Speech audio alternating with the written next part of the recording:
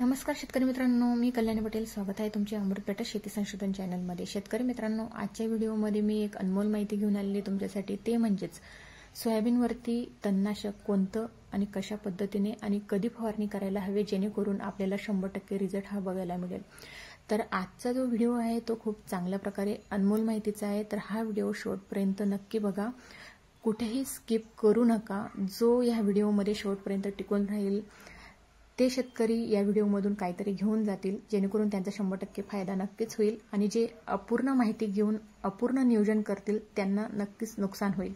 तर शेवटपर्यंत मी तुम्हाला केव्हाही कुठल्याही स्टेपला याचे नुकसान आणि याचे फायदे अशी स्टेप बाय स्टेप नियोजन मी सांगणार आहे. त्याच्यासाठी हा व्हिडिओ शेवटपर्यंत तुम्ही नक्की बघा.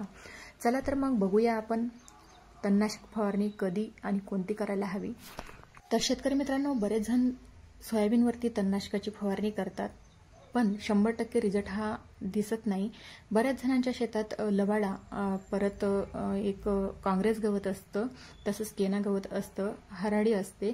तर बऱ्याच जणांना 100% रिझल्ट हा दिसत नाही. केना हा तणनाशकाची फवारणी केल्यानंतर पिवळा पडतो आणि 2 दिवसानंतर पूर्ववत हिरवा होतो. तर जर केना असेल किंवा दुसरं इतर गवत असेल तर ते परिपूर्ण नष्ट होण्यासाठी आपण कशा पद्धतीचे औषधी घ्यायला पाहिजे आणि कशा पद्धतीने स्टेप बाय स्टेप काळजीपूर्वक नियोजन करायला हवे, जेणेकरून आपल्या पिकांना शॉक बसणार नाही आणि आपलं जे गवत आहे ते पुरेपूर नष्ट होईल. तर हा व्हिडिओ शेवटपर्यंत नक्की बघा.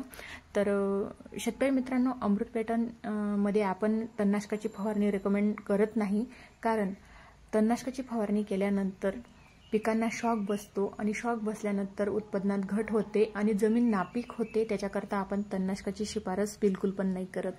पण आता बऱ्याच ठिकाणी म्हणजे बऱ्याच भागांमध्ये सतत पावसाची हजेरी चालू आहे आणि गवत देखील जर मोठे झालेलं असेल आणि सतत पाऊस जर चालू असेल आणि लेबर प्रॉब्लेम असेल तर आपल्याला तणनाशकाची फवारणी केल्याशिवाय पर्याय नाही.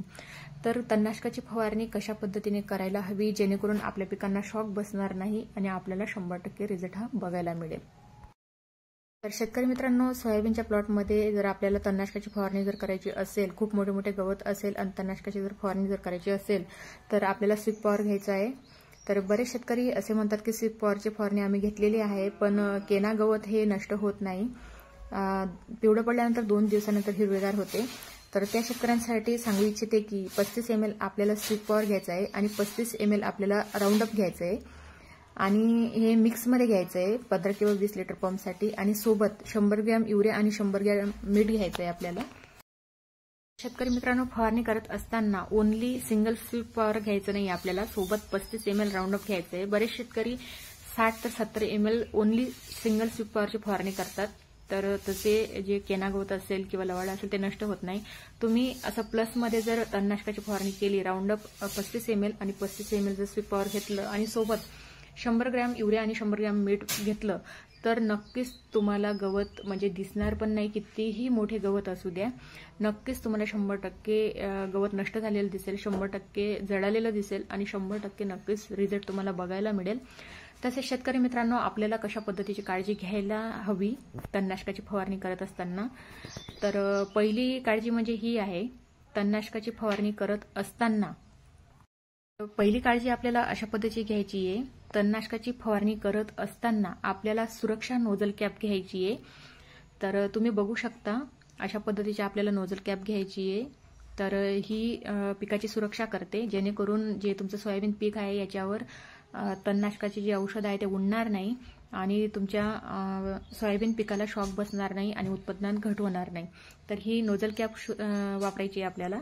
तर ती नोझल कॅप तुम्हाला कुठेही मार्केटमध्ये अवेलेबल होऊन जाईल. अशा पद्धतीची नोझल कॅप आपल्याला नोझलला लावायची आहे आणि मग आपल्याला फवारणी करायची आहे, जेणेकरून आपल्या पिकांवर तणनाशकाचे जे औषध आहे ते उडणार नाही, पिकांना शॉक बसणार नाही आणि तुमचं पीक म्हणजेच पिवळं पडणार नाही. म्हणून सुरक्षा नोझल कॅप वापरणं खूप गरजेचं आहे. तसेच शेतकरी मित्रांनो, दुसरं म्हणजे काळजी आपल्याला अशा पद्धतीची घ्यायची आहे की तणनाशकाची फवारणी जर तुम्ही सोयाबीनला करत असणार तर आपल्याला फुल अवस्थेत बिलकुल पण तणनाशकाची फवारणी घ्यायची नाहीये. फुल अवस्थेत सोयाबीन नसताना, म्हणजे जेव्हा सोयाबीनला फुलधारणा झालेली नसेल, म्हणजे फुल अवस्थेत सोयाबीन नसेल, तर फुल अवस्थेत सोयाबीन येण्या अगोदरच आपल्याला कुठल्याही तणनाशकाची फवारणी करायची आहे, जेणेकरून आपलं उत्पादनात घट होणार नाही आणि पिकांना शॉक बसणार नाही आणि त्याचा दुष्परिणाम होणार नाही, फुलगळ होणार नाही। एखाद्या वेळेस काय होतं माहिती आहे का, आपण जर सोयाबीनवर जर फवारणी नाही पण केली, आपण पट्ट्यात पण जर फवारणी केली, म्हणजे जिथं गवत आहे तिथे फवारणी केली, तरी तणनाशकाच्या वासामुळे देखील फुलगळ म्हणजे होऊ शकते। तर अशा पद्धतीची काळजी आपल्याला घ्यायची आहे आणि तुम्ही जर मी सांगितलेल्या नियोजनाप्रमाणे, जर व्हिडिओमध्ये सांगितलेल्या नियोजनाप्रमाणे जर तुम्ही जर नियोजन केले तर नक्कीच तुम्हाला 100% फायदा हा बघायला मिळेल।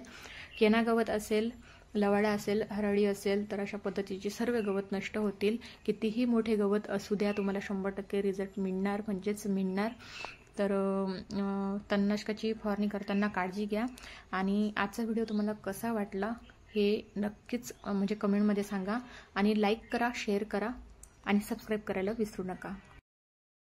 लाईक आणि सबस्क्राईब करायला 1 सेकंद देखील लागत नाही, पण तुमचा एक लाईक, एक सबस्क्राईब माझं म्हणजेच मनापासून म्हणजे उत्साह वाढू शकते आणि मला नवीन नवीन व्हिडिओ बनवायला प्रेरणा देते। धन्यवाद।